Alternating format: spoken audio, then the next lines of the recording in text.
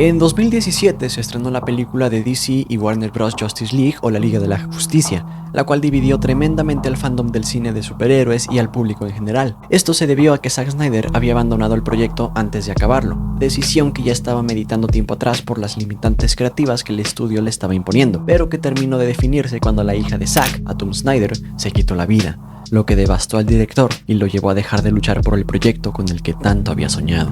Zack Snyder había presentado una visión un tanto polémica sobre los héroes y sus historias, tras el éxito de Marvel Studios en 2008 con Iron Man y en gran parte influenciado por el estilo de Christopher Nolan, quien más tarde hasta produciría los filmes de Snyder. Zack fue contratado por Warner Bros. En 2010 para dirigir un reboot de las películas de Superman, que llevaría por nombre El Hombre de Acero. Esta película y las que le siguieron dirigidas por Snyder para DC se aproximaron al subgénero de superhéroes desde una perspectiva más madura y oscura, con referencias a la Biblia y con personajes que jugaban un rol de mártires, dioses que trataban de ser humanos, temática que no terminó de convencer a gran parte del fandom, lo que llevó a Warner a ejercer más control sobre las historias del director, causando la renuncia de este, tanto por esta batalla contra el estudio como por sus problemas personales. Fue así que Joss Whedon, quien anteriormente había dirigido con gran éxito las dos primeras películas de Los Vengadores, fue contratado para hacer los reshoots de la Liga de la Justicia, concluir la cinta y cambiar las escenas que no gustaban al estudio. Sin embargo, Warner dotó de poder a Whedon, quien concluyó una película totalmente diferente y que no gustó ni al estudio, que no tuvo el valor de decir que no al filme por la gran cantidad de dinero invertido. La cinta se estrenó en 2017, con reacciones mixtas por parte del fandom, tirando más al desagrado y vapuleada por la crítica, lo que provocó el nacimiento del movimiento Release the Snyder Cut, que buscaba la conclusión de la cinta original planeada por Snyder y su estreno. El movimiento fue un éxito rotundo gracias a la presión de los fanáticos en redes sociales y la participación de los actores en el mismo. El llamado Snyder Cut fue estrenado en 2021, tanto en cines como en HBO, mostrando que a pesar de sus carencias, Snyder podía ser un gran artista y tenía mucho que contar. Este es el caso más famoso de un director que se enfrentó al estudio que lo producía, luchando por su libertad creativa, el estreno de su visión original y el rompimiento de los estigmas tanto del público como de la crítica. Sin embargo, no es el primer caso, y el día de hoy veremos la historia de una de las primeras películas que fue cortada casi en su totalidad por su productora, del director que se agarró a golpes con sus jefes para salvar su cinta, y de su obra perdida, que hoy es considerada el santo grial del cine.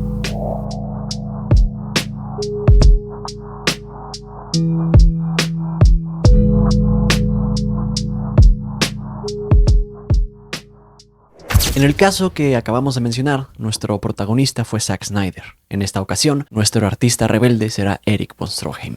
Erik Oswald nació en el año de 1885, el 22 de septiembre, en Viena, la ciudad capital de Austria, situada a orillas del Danubio. Su familia se conformaba por varios comerciantes judíos y más tarde, en su juventud, Erik se terminó uniendo a la milicia, de la cual desertó en 1909. Tras lo cual escapó a Estados Unidos, llegando a Hollywood, el estado que los cineastas rebeldes que huían de los mandatos de Edison usaban como refugio para sus producciones independientes. Una vez en el estado que ahora era la casa del cine, Erik trabajó como actor en diversos filmes, y gracias a la Primera Guerra Mundial y la producción de diversas películas de temática bélica, Oswald se ganó la reputación de un malvado y obstinado general europeo, pues en muchas de las cintas en las que trabajó interpretó a personajes similares, casi todos parte del ejército al que el protagonista tenía que derrotar. Fue tal la magnitud de su fama como este tipo de personajes que el público empezó a creer que Erik se había sido un militar despiadado, y se generó la leyenda de Erik von Stroheim, el malévolo general de la milicia austriaca que ahora era director de cine. Leyenda que se terminó desmintiendo hasta después de la muerte de Erik, puesto que él encontraba divertidas estas leyendas y jamás negó los rumores. Hasta se apropió del acrónimo que las masas le habían asignado, siendo conocido desde entonces como Erik von Stroheim. La prensa promocionaba las cintas en las que él aparecía con artículos que llamaban a Stroheim el hombre al que le gustaría odiar, por su gran carisma como villano. Erik continuó como actor por un tiempo, pero su verdadera pasión se encontraba en la dirección. Erik terminó siendo el asistente de David W. Griffith, el afamado director de la cinta El nacimiento de una nación, de 1915, que adaptó la historia del libro The Klansman, de Thomas Dixon Jr., una novela que narra los acontecimientos de la Guerra de Secesión desde la perspectiva sureña, junto con el nacimiento del Ku Klux Klan. La cinta fue tremendamente polémica por su temática racista, pero fue un gran paso en el desarrollo del lenguaje cinematográfico, y en este caso sirvió de gran inspiración para Erik. Más tarde también fue asistente de John Emerson en alguna que otra cinta, y de nuevo de Griffith en su siguiente gran film, intolerancia. Todo este trabajo detrás de cámaras lo inspiró a escribir sus propios guiones, con los que se acercó a Carl Laemmle, creador y entonces director de la aclamada empresa Universal. Eric le narró muy elocuentemente el guión que quería llevar a la pantalla, y tras solo 5 minutos de escucharlo, Carl decidió financiar su proyecto, todo gracias a la gran pasión y la habilidad verbal de Stroheim para contar historias. Así, con Universal como productora, Eric dirigió en 1919 Corazón Olvidado, en cuya cinta interpretó a un despiadado personaje llamado Eric von Steuben, cosechando más de su fama como un carismático desgraciado, el cual trata de conquistar a una mujer casada. La cinta tiene escenas como la final grabadas en exteriores, lo que le dio reconocimiento como un director naturalista. Al siguiente año, Eric dirigió La ganzúa del diablo, una película que hoy en día se encuentra desaparecida, iniciando así el escabroso camino de una mala fortuna para von Stroheim. No obstante, las cosas no empezarían a ponerse tan tensas, sino hasta la llegada del productor Irving Thalberg, quien no solo empezaría a poner trabas a Eric como su jefe inmediato en Universal, sino que terminaría por convertirse en nada menos que su némesis.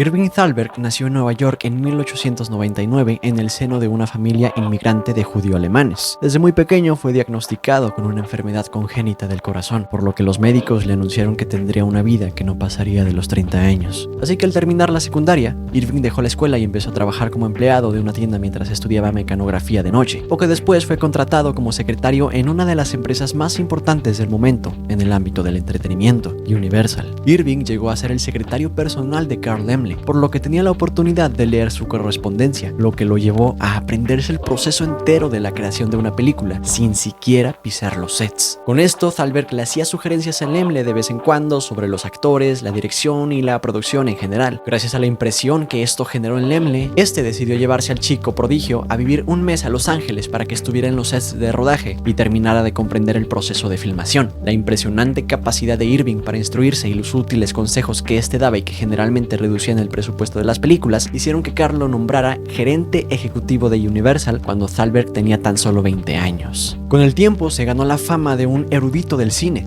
capaz de volver oro lo que tocaba, casi literalmente, pues las películas que él producía se volvían éxitos rotundos e inmediatos. Actores como Lionel Barrymore expresaron cómo al principio lo veían como un niño, pero en cuanto entabló una conversación con él, fue el actor el que se sintió casi como un inexperto. Por su parte, el autor George S. Kaufman relató cómo le sorprendió la habilidad que el joven tenía para expresar sus ideas y crear historias más que sólidas, aun cuando Thalberg nunca había escrito una sola palabra de un guión. Thalberg se volvió el consultor de todos los guionistas en Universal, y guión que pasaba por sus manos, guión que era un éxito asegurado. Cada vez que Irving veía algo que no funcionaba en un guión, lo cambiaba, volviéndolo mejor, según los que trabajaban con él. Irving incluso llegó a producir sus propias ideas, aunque le dejaba los trabajos de escritura a otros, con su supervisión, claro, con proyectos como El Jorobado de Notre Dame, su propia versión de aquella pieza de literatura, estrenada en cines de 1923, que se convirtió entonces en el éxito más grande de la compañía en esa época. Éxito tras éxito llevaron a Thalberg a ser conocido como The Wonder Boy, el Chico Maravilla. Pero no todo era gloria para estos dos gigantes. Stroheim empezaba a tener tropezones, pues su personalidad recia y terca lo llevaron a tener varios choques con diversos directivos de Universal y sobre todo con Thalberg. A partir de entonces, los dos grandes egos, personalidades de dimensiones estratosféricas, empezaron a chocar y a volverse contrarios. Eric fue severamente reprendido por Thalberg durante el rodaje de Esposas Frívolas por el desproporcionado presupuesto que Stroheim estaba abarcando, cosa que claro, iba en contra de los objetivos de Irving. Pero la cosa no terminó ahí, puesto que el metraje original de 7 horas de Stroheim fue directamente cortado a 3 horas por Thalberg. Para la siguiente película de Eric, Universal le pidió al director que se atuviera a un presupuesto específico, cosa que Eric prometió fervientemente. Universal puso a su soldado más fuerte a vigilar a Stroheim, por lo que cuando empezó la filmación de Merry Go Round en 1923 e Irving se dio cuenta de que Eric estaba rompiendo su promesa y el presupuesto iba en aumento de nuevo, Eric fue despedido de inmediato, siendo este el primer caso de un director despedido en medio del rodaje de una película, sellando así la rivalidad entre Stroheim y Thalberg. Tras todo esto, Stroheim rompió relaciones con Universal y se mudó a la Goldwyn en 1923, con la que firmó un megacontrato millonario para filmar diversas películas, de lo cual Stroheim se colgó para rodar su película más ambiciosa hasta la fecha, Avaricia. McTeague es una novela escrita por el autor estadounidense Frank Norris en 1899. La novela narra la historia de un matrimonio que gana la lotería, cuyo dinero embarca a la pareja en un viaje descendente a la locura y los rincones más brutales de la codicia humana. Este libro fue leído por Stroheim en algún punto de su juventud y terminó cautivando al artista por su estilo naturalista, crudo y realista, sobre la representación del ego del alma humana y los lugares a los que el dinero nos puede llevar, cosa que congeniaba a la perfección con la visión deprimente y humanista que Stroheim había retratado en filmes anteriores. Es por ello que tras su despido y salida de Universal, Stroheim decidió que su siguiente filme sería atrevido como ningún otro, que llevaría a los productores a la desesperación y locura, un reto personal que terminó arrastrando a otros artistas. Stroheim escribió un guión totalmente fiel a la novela en la que se basó, recuperando cada pizca de la esencia de la historia en las páginas en un libreto de más de 300 páginas. Y considerando que los guiones de ese tiempo solían ser de alrededor de 100 páginas o menos, los productores vieron de inmediato tanto el potencial del proyecto como sus riesgos. Gracias a la elocuencia de Stroheim, los productores de la Goldwyn Company accedieron a financiar la obra.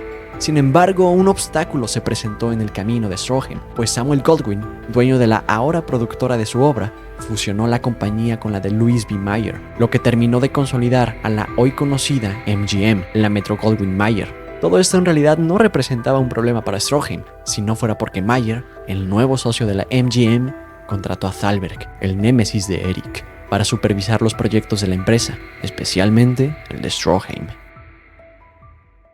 El tan anticipado proyecto por Stroheim tomó el nombre de Greed, o avaricia en español. Stroheim estaba entusiasmado por la libertad creativa que el estudio le había brindado, ignorando por completo a Thalberg, quien insistía en recortes de presupuesto, cosa que no afectó a la obra sino hasta después de que terminó su rodaje. La filmación empezó los últimos meses de 1923, con un sólido reparto y un gran presupuesto detrás. Stroheim decidió filmar en locaciones. Esto significa que la película no fue filmada en estudios, sino que todo fue grabado en los lugares en los que la trama se situaba, como un consultorio de dentista o el mismo Valle de la Muerte, en California. El libro comienza con una escena en las minas de oro Big Dipper, en California, por lo que el equipo se trasladó a la locación y ahí mismo grabó las escenas de inicio del filme, mientras Stroheim buscaba la máxima fidelidad para su obra, representando desde el guión cada escenario con extremo detalle, con páginas enteras de descripciones sobre la escenografía natural. Las escenas donde los personajes estaban en las calles de la ciudad fueron grabadas en las mismas, causando a menudo que diversos civiles se confundieran, pues no se avisó que se iba a filmar una película en las calles. En el filme se puede ver a personas mirando a la cámara por la confusión de ver a tal equipo realizando las tareas de rodaje. El consultorio de dentista usado para el lugar de trabajo del protagonista McTeague fue comprado por el director, quien incluso obligó a los actores a pasar varias noches ahí para entrar en personaje, o al menos esos son los rumores que hay. Muchas de las escenas fueron grabadas con luz natural y fondos reales de la ciudad que se veían por la ventana, cuando generalmente se creaban y pintaban grandes telas para simular a la ciudad cuando se filmaba en estudio. Stroheim era muy exigente con sus actores. En una escena, por ejemplo, donde el personaje de Schuller lanza un cuchillo a la cabeza de McTeague y falla el tiro, Stroheim ordenó que se lanzara un cuchillo de verdad contra el actor, pero claro, ambos intérpretes se negaron y Eric tuvo que ceder a hacer la escena con otros efectos prácticos. Para la escena final, donde los dos protagonistas se enfrentan en un duelo a puño limpio tras una ardua persecución en el Valle de la Muerte, el equipo de filmación entero se trasladó a dicho valle, donde filmaron por casi 2 meses entre las tomas originales y algunos reshoots, lo que dejaba ver el para algunos exasperante perfeccionismo del director. En este desierto, el crew y el cast enfrentaron temperaturas de hasta 50 grados Celsius, lo que provocó que varios integrantes del equipo sufrieran golpes de calor casi mortales. Por su parte, para los materiales de filmación, como se rodaba con un material llamado celuloide, el cual se puede deteriorar con extrema facilidad por condiciones como la temperatura y la humedad, y de por sí es inflamable, las cámaras tuvieron que ser envueltas en toallas congeladas una vez estando en el desierto. Los testimonios aseguran que se llevaban hieleras llenas de estas toallas para cubrir las cámaras y que el calor no dañara ni el equipo ni las cintas. Las anécdotas también hacen referencia a un hecho casi mortal para uno de los actores. Jen Hersholt, el actor que dio vida al personaje de Marcus, se desmayó en pleno rodaje en el Valle de la Muerte por las altas temperaturas y tuvo que ser trasladado de emergencia al hospital por hemorragia interna y golpe de calor. Se relata que el odio hacia el director por parte de su equipo era tal que hacia el final de las grabaciones, Eric von Stroheim llegó a dormir con pistola en mano en caso de que alguien intentara entrar en su camión y hacerle algún daño por los martirios que le hacía pasar a todos, cosa que nunca pasó. Claro, pues aunque el resentimiento era real, en parte, fue exagerado por la paranoia de Stroheim. También se sabe que durante la filmación de la escena en el desierto tan caluroso, el director, buscando el más perfecto realismo en la pelea final, le gritó a los actores antes de filmar y de repetir la escena una y otra vez: peleen, traten de odiarse entre sí como me odian a mí. Evidenciando que el director podía hacer cualquier cosa por obtener la toma adecuada, hasta usar el odio de los actores contra él como herramienta. Aunque nadie del cast o el staff atacó a Stroheim, la verdad es que el director sí se ve envuelto en una pelea a golpes con el directivo de la MGM, el mismísimo Louis B. Mayer, cuando este invitó a Eric a su oficina a ver uno de los primeros cortes de la cinta. Tras acabar de ver varios fragmentos, Louis expresó su disgusto por lo amargo y cínico de la historia, lo cual, según Mayer y Thalberg, no llamaría la atención de las audiencias. Fue por eso que Eric se levantó de su silla, ofendido, y se dispuso a salir de la oficina de Louis, no sin antes dedicarle algunas palabras vulgares, a lo que Mayer se puso de pie y plantó un golpe directo en el estómago del director, quien terminó rodando escaleras abajo hasta la recepción del lugar. Eric no regresó para dar otro golpe, sino que simplemente se disculpó con la secretaria de Mayer, quien presenció todo aterrada, y después el artista se retiró. Finalmente, las grabaciones del filme concluyeron, tras peleas entre ejecutivos, desmayos de los actores y exigencias casi inhumanas. Se dice que el corte original duraba hasta más de 8 horas y la cinta abarcaba hasta 42 carretes de puro celuloide. Esta primera versión fue presentada una sola vez a 12 personas, ejecutivos de la Metro-Goldwyn. La cinta fue duramente criticada, pero también fue alabada, y hasta hoy permanecen varios comentarios que posicionan al metraje original como la mejor película de la historia de la humanidad. Se comenta que había carretes enteros dedicados a personajes que ni siquiera aparecen en el corte actual, sino que tienen lugar en el libro, pero que fueron eliminados por la productora, así como escenas de sexo bastante explícitas y fotogramas con lenguaje soez, más allá de los límites de la época. La cinta fue una gran impresión para el estudio. Sin embargo, por consejo de Thalberg y por medio de los inversores, se le dio la orden a Stroheim de recortar la cinta a 24 carretes, quien accedió a regañadientes. Pero para el estudio no fue suficiente, pues se ordenó otro recorte para llegar a los 18 rollos de cinta, y luego solo a los 12.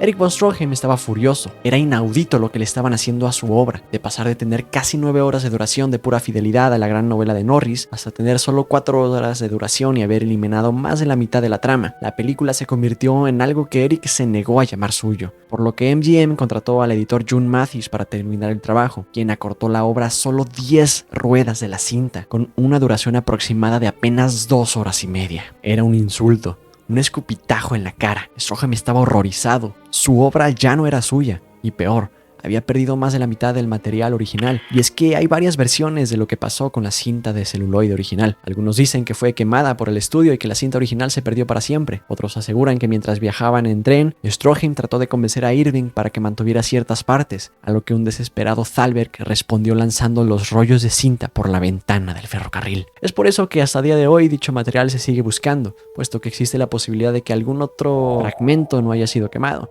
y permanezca enterrado cerca de las vías por donde pasaba el tren, por cuyas ventanas fue lanzado lo que hoy es la película perdida más añorada del cine, el santo grial del séptimo arte. La cinta sigue a 3 personajes, McTeague, Marcus, mejor amigo de McTeague, y Trina, prima de Marcus. El argumento parte del enamoramiento de McTeague por Trina cuando éste le hace una revisión a la mujer, quien tiene varias muelas perforadas. McTeague cae enredado por la belleza y elegancia de la joven, pero resulta que Marcus, el amigo del dentista, también está enamorado de Trina, quien para colmo es su prima. Sí, el incesto se hace presente si no había ya suficiente polémica. No obstante, Marcus termina cediéndole su prima a su amigo. McTeague se casa con Trina, y para mejorar las cosas para la pareja, resulta que Trina gana $5,000 en la lotería. Sin embargo, resulta que el boleto con el que Trina ganó la lotería fue comprado por Marcus, quien ahora buscará adueñarse de la jugosa recompensa que su mejor amigo y Trina tienen entre manos, mientras ellos dos se hunden en la miseria de la avaricia. La cinta es muda y en blanco y negro, claro, pues fue estrenada en diciembre de 1924, época donde el cine sonoro y a color eran aún un sueño lejano. A pesar de ello, la obra tiene ciertas escenas donde podemos ver objetos pintados de color dorado, los cuales fueron coloreados a mano en las cintas de celuloide, cuadro por cuadro, una técnica usada de vez en cuando en las películas en blanco y negro. El color dorado es utilizado para referirse a la avaricia y lo peligroso que ciertos objetos pueden ser a lo largo de la trama, como el diente de oro gigante que McTeague desea desde el inicio del filme, o las monedas de oro que Trina gana por la lotería, así como el oro puro en las minas en las que McTeague trabaja en primera instancia. Asimismo, en el clímax de la película, podemos ver el color rojo de la sangre, representando las consecuencias mismas del deseo. Stroheim hace gala de sus talentos con el manejo de planos, con planos de talle, primeros planos y su conjugación con planos generales de grandes escenarios reales o simples, como la ciudad ciudad, el desierto o el bosque, usando de manera magistral el lenguaje cinematográfico, con el uso de colores aun cuando todo carece de ellos, una composición sonora espléndida que complementa a la perfección el silencio de los personajes, actuaciones sublimes y una escritura celestial. Avaricia es solo una pizca de lo que pudo ser la mejor película jamás hecha, pero que, a pesar de sus recortes, permanece intachable. Con todo y la profanación del trabajo de un gran artista, Avaricia se estrenó en diciembre de 1924, siendo un rotundo éxito de 2 horas y media de duración. La audiencia conectó de inmediato con un montón de personajes humanos e imperfectos, con los que es casi imposible empatizar, pero aún más imposible no hacerlo. La historia tan profunda, con una representación tan real, cruda y verídica de los rincones más grotescos de la naturaleza humana, sigue siendo objeto de estudio hasta el día de hoy, posicionando a la obra como una de las piezas más finas e importantes jamás hechas. Ya a finales del siglo XX, en 1999, fueron encontrados más de 600 fotogramas del filme original, junto con el guión usado en las filmaciones, por lo que ese mismo año se restauraron los fotogramas recién recuperados y con ayuda del guión se construyó un corte de 4 horas, el cual tiene escenas completas con fotogramas estáticos, pues no se recuperaron partes completas, sino solo algunos fragmentos, pero que son suficientes para dar una perspectiva más amplia y muy cercana a lo que fue el corte original. Después de su decepción con MGM, Stroheim casi se dio por vencido con la compañía y por poco renuncia, pero para compensarlo, la Metro-Goldwyn le cedió otro proyecto de gran relevancia, que en este caso fue más fácil de rodar y también fue un éxito considerable. Estamos hablando de la película La Viuda Alegre, una adaptación de la ópera homónima. Esta cinta no sufrió de ningún recorte por el estudio y se estrenó tal como Stroheim quería. La obra narra la historia de un príncipe que se enamora de una plebeya, presentando una tesis igual de humanista que la de Avaricia, pero sin caer en lugares tan oscuros como esta cinta. La Viuda Alegre, estrenada en 1925, cuenta con varias escenas musicales, al ser una adaptación de un musical, lo que fue revolucionario para la época, dado que era aún una película muda, pero que Stroheim logró editar de manera en que los musicales fueran parte de la historia, revolucionando un género que aún no nacía. Más tarde, Eric dirigió Luna de Miel para Paramount Pictures, otra película que le trajo problemas con su extensa duración de 4 horas y con escenas tan grotescas como la violación de una de las protagonistas, aunque claro, filmado con el conocido montaje de atracciones, teoría descrita por Sergei Eisenstein, lo cual, por más horrible que parezca, fue un gran aporte a una cinta tan atrevida como la de Avaricia. Después, Stroheim fue contratado por Joseph P. Kennedy, adinerado magnate, esposo de la estrella Gloria Swanson, para dirigir La Reina Kelly, la cual fue censurada por la familia Kennedy. Sí, la misma del presidente John F. Kennedy, puesto que no les agradaron varias escenas que incluían prostíbulos. Los años pasaron y la carrera de Stroheim se fue atenuando hasta un atardecer casi melancólico. Reconocido por autores de las siguientes generaciones y usado como inspiración para trabajos incluso de hoy en día, Stroheim se volvió la personalidad que es por desafiar a sus autoridades y dirigir películas tan crudas como llamativas, y que presentan un reflejo exacto del salvajismo humano. Por su parte, Thalberg siguió produciendo grandes éxitos e inventó el preview, que consiste en presentarle películas a los productores y audiencias pequeñas antes de estrenarlas para ver la reacción del público y hacer cambios antes del estreno, táctica que se usa hoy en día como si la industria dependiera de ello. Su corazón aguantó más de los 30 años estimados por los médicos. No obstante, en septiembre de 1937 falleció por la enfermedad de su corazón, dejando atrás un legado de éxito, fama y precisión que solo un genio de los negocios puede tener. Avaricia es hoy en día una de las piezas más importantes jamás producidas, y puedes disfrutar de la versión que llegó a cines en 1924 de 2 horas y media, o si quieres disfrutar la visión más acertada del director original, puedes encontrar fácilmente el corte restaurado de 4 horas. Fue un hito en su tiempo, pero estaba adelantada, y hasta día de hoy sigue estando adelantada a nuestra época. A pesar de que este año, cuando se suba este video en 2024, la cinta habrá cumplido 100 años de existir. Stroheim dejó un legado infame y poderoso, como uno de los directores más habilidosos y audaces que ha existido, y Thalberg será recordado como el genio que destruyó un invaluable diamante en bruto. Con una gran historia de filmación detrás, con peleas a golpes, heridas a los actores, desiertos mortales y una búsqueda implacable por lo que quede de la obra original, Avaricia seguirá siendo el tesoro perdido del séptimo arte, hasta el fin de los tiempos o hasta que se encuentren los rollos originales.